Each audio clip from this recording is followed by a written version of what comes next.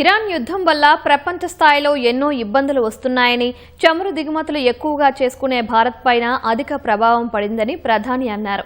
ఈ మేరకు యుద్ధం నుంచి ఎన్నో నేర్చుకోవాలని మోదీ సూచించారు. ప్రధాని చెప్పిన అంశాలపై certified financial planner Sundar Ramireddy అభిప్రాయాలను తెలుసుకుందాం.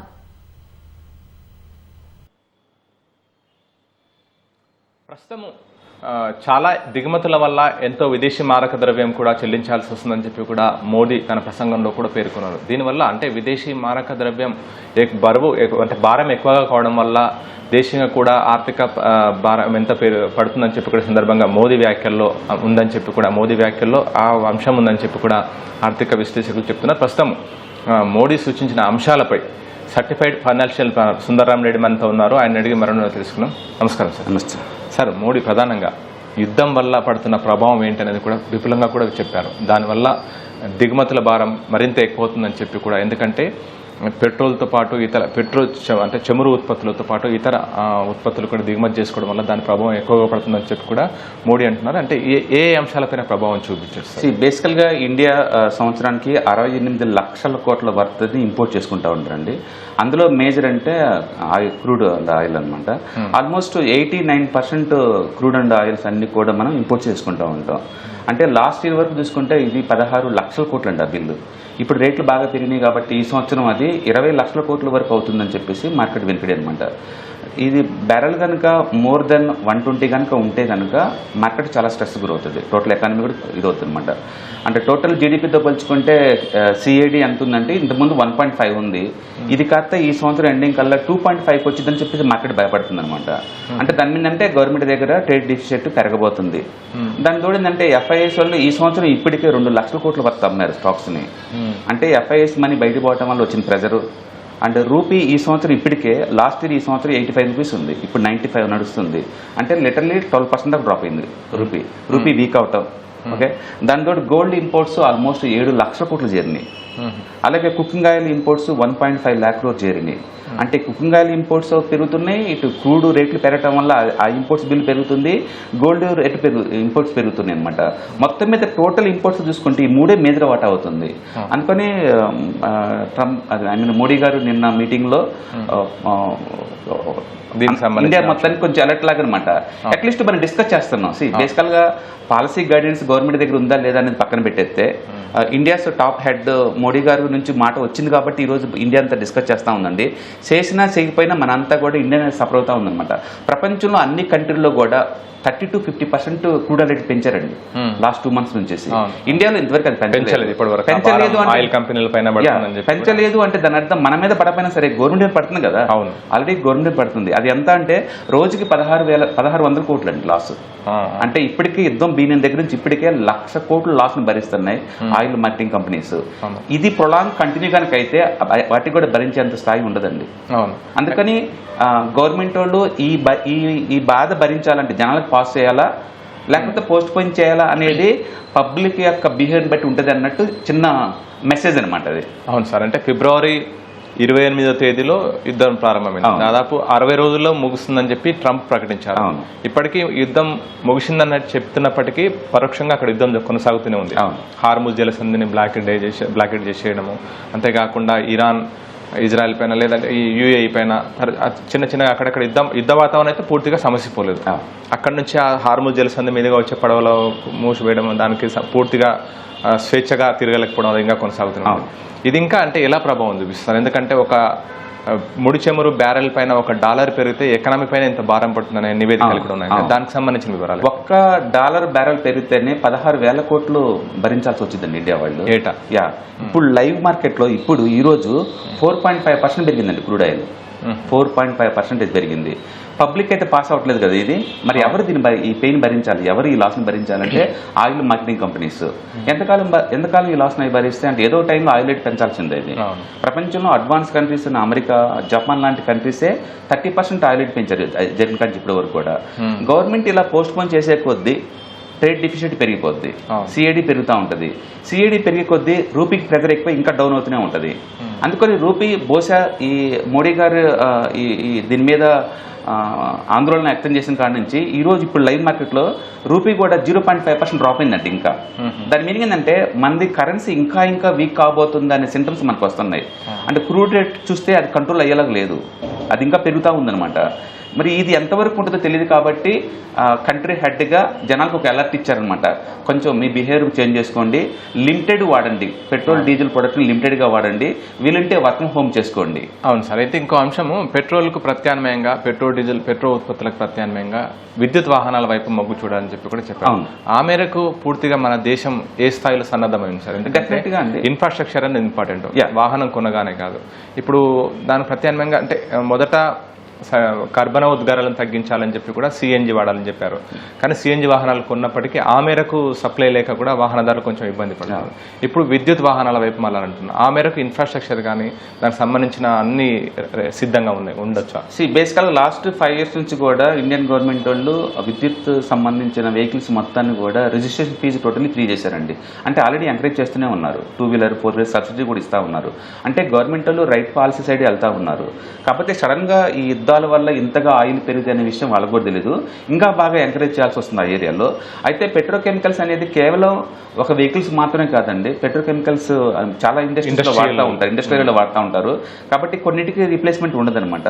మీరు అన్నట్టు ట్రాన్స్పోర్టేషన్లో అతి కొత్త మనం రీప్లేస్ చేయొచ్చు, బట్ అది ఇప్పటికిప్పటికి కాదు. గవర్నమెంట్ ఆ ఏరియాలో ఆల్రెడీ పాలసీ డెవలప్ చేసింది అండ్ సబ్సిడీస్ కూడా ఇస్తూ ఉన్నారు ఆ ఏరియాలో. కాకపోతే ఎలక్ట్రికల్ వెహికల్స్ ఓనర్స్ చెప్పేది ఏంటంటే ఛార్జింగ్ స్టేషన్ చాలా తక్కువ ఉన్నాయని అంటున్నారు కస్టమర్స్. కంపెనీ వాళ్ళేమో ముందు మీరు వెహికల్స్ కొనండి, మేము ఇన్ఫ్రాస్ట్రక్చర్ పెంచుతామని వాళ్ళు అంటున్నారు. మొత్తానికైతే స్లో అండ్ స్టడీగా చైనాలో ఏం జరిగిందో ఇండియాలో కూడా అదే జరగబోతుందండి. ఎలక్ట్రికల్ వెహికల్స్ ఖచ్చితంగా పెరగబోతున్నాయి. అయితే ఇప్పటికిప్పుడు కాదు, అది స్లో అండ్ స్టడీగా పెరగబోయే ఛాన్స్ ఎక్కువ ఉంది. ప్రస్తుతానికి ఇండియా ఎదుర్కొంటున్న ప్రాబ్లం ఏంటంటే అండ్ సిఐడి అనమాట. ఇంతకుముందు అది 1.5 కాదు ఉండేది, ఇప్పుడు 2.5 అవుతుంది. రేట్లు పెంచకుండా ఇంతే ఉన్నా సరే రూపీ ఇంకా మోర్ వీక్ అయ్యే ఛాన్స్ ఎక్కువ ఉంది. దీనికి సొల్యూషన్ ఏంటంటే రేట్స్ కూల్ అవ్వాలి. అంటే వరల్డ్ వైడ్గా యుద్ధం ఆగాలి అండ్ మళ్ళీ అగైన్ $70-80 పర్ బ్యారెల్కి రేట్ డ్రాప్ అయితే అప్పుడు మళ్ళీ ఎంతకంత ఇండియా ఊపిరి పీల్చుకునే ఛాన్స్ ఉంటుంది. ప్రపంచవ్యాప్తంగా మిగతా కంట్రీలతో పోల్చుకునే ఇండియాలో యూనిక్నెస్ ఏంటంటే ఇక్కడ జనాభా ఎక్కువ, బట్ 90% ఇంపోర్ట్స్ మీద సర్వే అవుతారు. కుకింగ్ ఆయిల్ దగ్గర నుంచి, గోల్డ్ దగ్గర నుంచి అండ్ క్రూడ్ ఆయిల్ వరకు అన్ని కూడా సాధారణంగా కుకింగ్ ఆయిల్ మన దగ్గర ఎక్కువగా వేరుశనగ కానీ పొద్దుతిరుగుడు కానీ అధికంగా పండిస్తారు.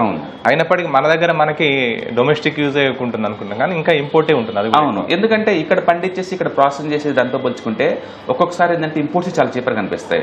ఆ టైంలో ఏంటంటే ఆయిల్ మిల్ అందరూ లేదా అప్పుడు దాకా డెవలప్ చేసుకున్న కరెక్ట్ ఆపేస్తారు అనమాట, ఎందుకంటే ఇంపోర్ట్స్ చీప్ అయిపోయింది కాబట్టి. అందుకని గవర్నమెంట్ ఆ ఏరియాలో ఫోకస్ చేసేసి 100% లోకల్ ప్రొడక్షన్ అయ్యేలా చూసుకోవాలి. బట్ చేస్తుంది గవర్నమెంట్ ఆల్రెడీ, ఎందుకంటే పామాయిల్ తోటలకు అందరికీ సబ్సిడీ ఇస్తున్నారు. బట్ ఇప్పటికిప్పటికీ షార్ట్ అయ్యే పద్ధతి కాదనమాట. అందుకని ఇష్యూ ఇంకొంతకాలం ఉంటుంది. ఇప్పుడు ఎందుకు ఇంత సివియారిటీ అంటే ఎఫ్ఐఎస్ హెవీ సెల్లింగ్ వల్ల రూపీ బాగా ఇదవుతుంది అండ్ రెండోది క్రూడ్ ఆయిల్ రేట్ పెరగడం వల్ల ఇదవుతుంది.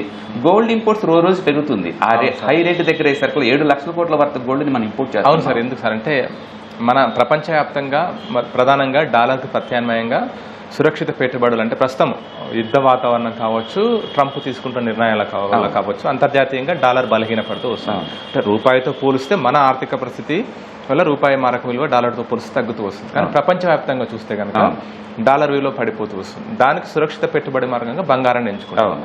కానీ ఇతర దేశాలతో పోలిస్తే మన భారత్లో బంగారానికి సంబంధించిన ఆర్థిక స్థితిగతులు ఏ విధంగా ఉన్నాయి? ఎందుకంటే గత ఆర్థిక సంవత్సరం మీరు అన్నట్టు దాదాపు 7 లక్షల కోట్ల గోల్డ్ బంగారాన్ని ఇంపోర్ట్ చేసుకున్నారంట. ఎందుకు సార్ ఆ పరిస్థితి? ప్రపంచవ్యాప్తంగా ప్రపంచవ్యాప్తంలో గోల్డ్ దిగుమతుల్లో ఇండియా సెకండ్ బిగ్గెస్ట్ కంట్రీ అండి. అంటే కన్సంప్షన్లో వరల్డ్ నెంబర్ 1. ఇండియాలో బంగారం అనేది అదొక ఇన్వెస్ట్మెంట్ వెహికల్ లా చూడండి. అది ఫ్యామిలీలో ఒక పార్ట్, ట్రెడిషనల్ ఒక పార్ట్ లా చూస్తారు. పాప పుట్టిందంటే వెంటనే మేనమామని ఇచ్చేది గోల్డ్ రింగ్సే కదండి. అంటే పాపకు శుభకార్యం వచ్చిందంటే గోల్డే. సొసైటీలో మన డిగ్నిటీని మన రిచ్నెస్ని డిస్ప్లే చేయాలంటే గోల్డే. అంటే ఈ మధ్యకాలంలో గోల్డ్ బాగా పెరిగింది కాబట్టి ఇన్వెస్ట్మెంట్స్ కూడా ఎక్కువ అవుతున్నాయి. అంటే ఓవరాల్గా ఇండియన్ బిహేవియర్లోనే ఆ గోల్డ్ దాచుకునే పద్ధతి ఉందండి. దాన్ని మనం అవాయిడ్ చేయలేము. ఇంకా దాన్ని అవాయిడ్ చేయాలి. ఈ రోజు ఏదో రేట్ పెరిగింది అని చెప్పేసి ఎవరు దాన్ని ఆపరండి, కొనాల్సింది అది. కాకపోతే టెంపరీగా పోస్ట్ పోన్ చేయమంటున్నాడు. అట్లీస్ట్ 1 year, అంటే రూపీ సెటిల్ అయ్యేంత వరకు కూడా 1 year వరకు కొంచెం దాన్ని పోస్ట్ పోన్ చేయండి అంటున్నారు తప్ప అనట్లేదు. అంటే గుర్తుపెట్టుకోండి, లాస్ట్ ఇయర్ ఆర్బీఐ ఆర్బీఐ 100 టన్నుల గోల్డ్ కొన్నది. లాస్ట్ ఇయర్ ఆర్బీఐ ఒకటే 100 టన్నుల గోల్డ్ కొన్నది. ఒకవేళ రూపీ ఇంత వీక్ అవుతుంది అనుకుంటే వాళ్ళే ఆపాలి కదా. దాని మీనింగ్ ఏంటంటే టెంపరీగా రూపీ బాగా వీక్ అవుతుంది, పబ్లిక్ దగ్గర నుంచి కొంచెం నాకు సపోర్ట్ కావాలి, గోల్డ్ని కొనటాన్ని 1 ఇయర్ పోస్ట్ పోన్ చేయండి, ఇంపోర్ట్ బిల్ తగ్గుతుంది, క్రూడ్ని తక్కువ వాడండి, వర్క్ ఫ్రమ్ హోమ్ చేసుకోండి, క్రూడ్ని ఇంపోర్ట్ బిల్ తగ్గించండి, దేశీయ వస్తువులే వాడండి, లోకల్గా మ్యానుఫ్యాక్చర్ అయ్యే వాటిని వాడండి, ఇంపోర్ట్ బిల్ తగ్గించండి అంటున్నాడు. మొత్తం మీద రూపాయి మీద ప్రెజర్ ఎక్కువ అవుతుంది, అది గవర్నమెంట్ క్లియర్గా ఒప్పుకుంటుంది. అంటే ముందు రోజుల్లో రూపాయి ఇంకా ఎక్కువ వీక్ అవుతుందని చెప్పేసి సింబల్ లేదా సిగ్నల్ ఇస్తూ ఉంది గవర్నమెంట్ వాళ్ళు, దానికి ప్రిపేర్ అవ్వమంటుంది అనమాట. ఈజ్ ఇట్ వరస్ట్ అంటే వరస్ట్ అని కాదండి, ఈ గవర్నమెంట్ డిస్కంఫర్ట్ ఫీల్ అవుతుంది, ఆ విషయం మీకు చెప్తుందని అర్థం అంతే. ఓకే సార్, ఇప్పుడు బంగారానికి సంబంధించి అంటే ఇదివరకు కూడా ప్రధాని మోదీ ఒకసారి పిలుపునిచ్చారు, అంటే బంగారం కొనకండి, దానివల్ల మన విదేశీ మారక ద్రవ్యం ఎక్కువగా చెల్లించాల్సి వస్తుంది, మన విదేశీ మారక ద్రవ్య నిల్వలు తగ్గిపోతున్నాయని చెప్పి అంటున్నారు. అంటే ప్రధాని మోదీ సూచించారు. అంటే ఒక నివేదిక ప్రకారం కూడా భారతీయ గృహిణుల వద్ద అంటే ఇంట్లో ఉన్న బంగారంతో పోలిస్తే ప్రపంచవ్యాప్తంగా ఏదో క్యాల్కులేషన్ ఉంది, అత్యధిక అంత టన్నుల నిల్వలు మన దగ్గర ఉన్నాయని చెప్పి. అంటే ప్రజలు అంటే సూచిస్తే ఎలాంటి మేలు జరగవచ్చు ఒకవేళ? బేసికల్గా గోల్డ్ మానిటరేషన్ అనేది చాలా ఇంపార్టెంట్ థింగ్ ఏంటండి. అంటే గోల్డ్ లాగర్లో ఉంచి ఖాళీ ఉంచే బదులు దాని ద్వారా ఎంతకంత ప్రొడక్టివిటీ తీయటం ద్వారా ఎంతకంత ఎదగచ్చు అనమాట ఆ విషయంలో. బట్ అన్ఫార్చునేట్లీ గవర్నమెంట్ వాళ్ళు ఆ ఏరియాలో చాలా ఎంకరేజ్ చేస్తున్నా సరే, అంటే పబ్లిక్ వాటిని ఒక ఆర్నమెంట్ లాగా ఒక లాకర్లో పెట్టుకుంటున్నారు తప్ప మానిటరేషన్ స్కీమ్లో పార్టిసిపేట్ చేయట్లేదు. సో మనం ఏదైనా స్టాక్స్ కొన్నాం అనుకోండి, ఆ మనీ బ్యాంక్ కంపెనీకి వెళ్తుంది, వాళ్ళు రీఇన్వెస్ట్ చేసేసి మోర్ ప్రొడక్టివిటీ తీస్తున్నారు. అంటే మన స్టార్ట్అప్ కంపెనీ ఇన్వెస్ట్ చేసిన వాటిలో చేసిన గోల్డ్కి అలా ఉండదు కదా, దాంట్లో ప్రొడక్టివిటీ అంటే ఏమి ఉండదు. అందుకని గోల్డ్ ఎక్కువ ఇన్వెస్ట్ చేయడం ద్వారా ఇంపోర్ట్ బిల్ పెరుగుతుంది, అంటే ప్రొడక్టివిటీ పెద్ద రావట్లేదు. కాకపోతే gold as a asset class లాగా మిగతా వాటితో పోల్చుకుంటే చాలా చాలా సేఫ్టీ. అండ్ ఇయర్లీ యావరేజ్ మీద మనకి హిస్టారికల్ డేటాస్ కనుక చూసుకుంటే కనుక మనకి 10 to 12% దాకా వస్తుంది. అంటే బ్యాంక్ డిపాజిట్స్ కన్నా ఎక్కువ మనకి వెల్త్ క్రియేట్ చేస్తున్నది, అది ప్రూవ్ చేస్తుంది. అందుకని పబ్లిక్ ఏంటంటే ఇంతకుముందు బ్యాంక్ డిపాజిట్ చేసే వాళ్ళు కూడా కొంచెం తగ్గించుకొని గోల్డ్ కొంట బిగిన్ చేశారు. అది ఎంత అంటే ఇప్పుడు 7 లక్షల కోట్లు, అంటే గవర్నమెంట్కే హెడేక్ అయ్యి అంతగా పెద్ద ఇష్యూ లాగా అయిపోయింది అనమాట అది. అయితే పబ్లిక్ బిహేవియర్ మోడీ గారు రిక్వెస్ట్ చేసినంత మనకి చేంజ్ అవుద్ది అంటే అంత చేంజ్ కాకపోవచ్చు, బట్ ఇండియాలో ఉన్న ప్రాబ్లమ్స్ గురించి డిస్కషన్ అయితే బిగినింది కదా,